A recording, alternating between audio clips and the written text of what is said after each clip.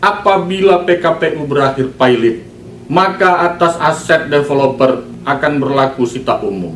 Apabila terjadi sita umum atas aset developer, sita umum dilakukan di bawah kewenangan kurator yang melakukan pengurusan dan berwenang melakukan pemberesan, maka termasuklah unit yang dijanjikan kepada konsumen akan ditempatkan sita umum dan akan ditempatkan kepada penjualan. Jadi kalau 185 Undang-Undang Kepailitan, penjualan dilakukan di muka umum. Nah, termasuklah atas unit yang dijanjikan tadi karena kepemilikannya masih atas nama developer dan belum beralih kepada pemilikan konsumen. Apa yang bisa menghindarkan penjualan aset developer ini, yaitu apa yang dicantumkan di pasal 104, yaitu kepailitan lanjut usaha atau ongoing concern, di mana kurator memutuskan untuk tidak melakukan penjualan, melainkan untuk meneruskan usaha, melanjutkan pembangunan, dan tetap memenuhi kewajibannya kepada konsumen atas PPJB yang telah diikat. Dalam kasus tertentu ini ada yang melanjutkan seperti ini karena kemungkinan memang telah mendapatkan keberatan dari developer, dari konsumen yang sudah melakukan pembayaran dan sudah melihat bahwa prospek pengembangan building atau apartemen atau rumah susun tersebut sudah sedemikian progresnya, yang tinggal 3-20% lagi yang harusnya tidaklah dijual untuk dibagikan hasil penjualannya.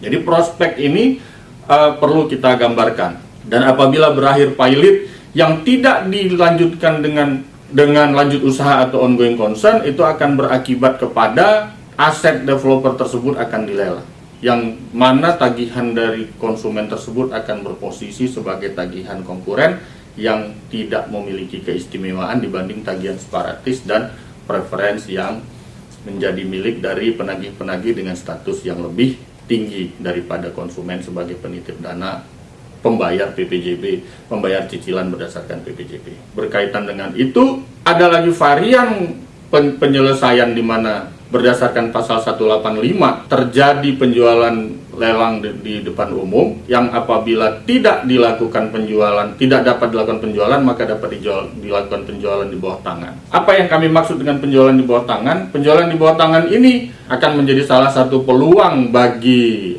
konsumen untuk mendapatkan penyelamatan dengan cara pembeli di bawah tangan ini juga diikat dengan persyaratan melanjutkan hubungan hukum dengan konsumen. Namun segala sesuatunya tidak dapat diserahkan atau tidak dapat disandarkan hanya kepada konsumen saja, karena apabila telah terjadi kepailitan, maka yang akan berperan di sini adalah kurator dan hakim pengawas. Merekalah yang akan memiliki peran penting apakah dalam visi penyelesaian kepailitan ini masih memungkinkan untuk melakukan perlindungan terhadap konsumen atau hanya ingin membagi rata atas semua penjualan.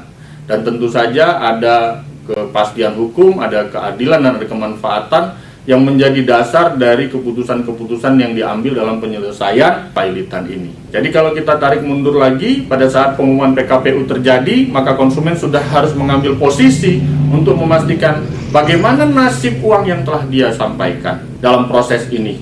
Bagaimana akibat dari PKPU ini yang terbaik bagi konsumen? Apakah dilanjutkan atau dibagikan uangnya atau menuju kepada pilot? Untuk memilih pilot, maka tentu harusnya dapat dinilai siapa saja yang akan mendaftarkan diri sebagai penagih untuk memperebutkan hasil penjualan aset yang akan dikelola oleh kurator nantinya. Nah, demikianlah gambaran bagaimana posisi konsumen sebagai kreditur konkuren dalam PKPU yang akan juga menjadi kreditur konkuren dalam pilot apabila PKPU gagal mencapai perdamaian. Sehingga posisinya yang terbaik adalah mendapatkan perdamaian untuk mendapatkan penyerahan unit atau setidak-tidaknya pengembalian uang, dan hak-hak yang konsumen perlu aktif dalam membela haknya, terutama dalam penyusunan rencana perdamaian, mengingat banyaknya stakeholder lain dalam PKPU developer. PKPU dapat berakhir pilot, dalam hal ini konsumen yang belum mendapatkan sertifikat dapat meminta agar usaha debitur dilanjutkan. Namun segala sesuatunya itu tidak bergantung semata-mata kepada konsumen sebagai debitur, tapi juga bergantung pada elemen lain dalam kepailitan, yaitu adanya kurator, pengurus dalam PKPU, hakim pengawas, kurator dalam kepailitan, dan hakim pengawas. Saya bisa mengatakan posisi konsumen dalam PKPU developer ini tergantung kepada apakah jumlah kreditur separatis atau kreditur yang berjaminan perbankan itu cukup dapat dikendalikan atau tidak. Apabila bank dan konsumen memiliki posisi yang sama, maka kedua-duanya dapat mengendalikan bagaimana PKPU ini harus terjadi.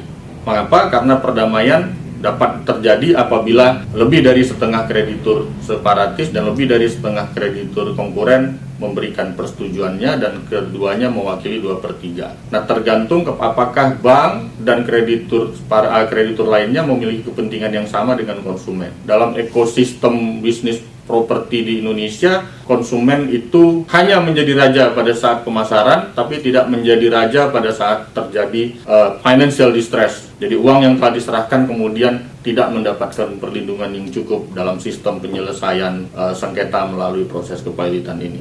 Ini kabar buruk mungkin, tapi tidaklah kabar yang menggambarkan bahwa tidak dapat diperjuangkan lagi. Semuanya dapat diposisikan dengan mempersatukan kekuatan konsumen dan aktif untuk memperjuangkannya di depan pengadilan niaga dalam rapat-rapat kreditur untuk menggambarkan bahwa tidaklah mudah bagi semua pihak untuk mengesampingkan hak konsumen, karena konsumenlah salah satu pihak yang telah berkontribusi dengan melakukan pembayaran uang muka, pembayaran cicilan, pembayaran hak-hak, pembayaran kewajiban-kewajiban BPJB yang bisa menyebabkan harusnya proyek yang diperjanjikan itu telah diselesaikan.